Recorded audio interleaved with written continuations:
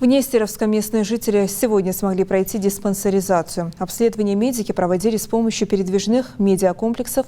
Осмотр вели сразу 2 бригады на 2 разных площадках рядом с амбулаторией и во дворе ДК.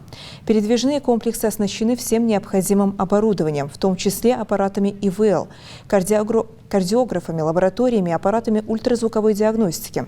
Принимали пациентов узкие специалисты. Во время обследования медики выявляют злокачественные и доброкачественные образования, сахарный диабет, сердечно-сосудистую недостаточность, опасно низкую сатурацию и не только. У нас имеются такие специалисты.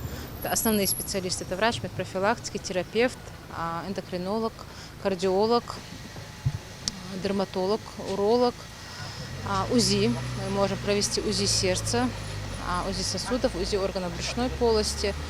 Также там же и там, в районе ДК и в районе амбулатории выставлены машины. Это флюорограф, маммограф.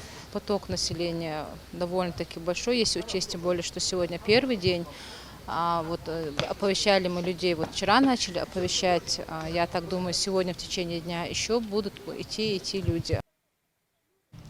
Диспансеризация в Нестеровском продлится до 4 июля. На осмотр приглашают как взрослых, так и детей. Жители выразили благодарность за мобильную диспансеризацию. Многие отметили удобство и доступность такого формата обследования.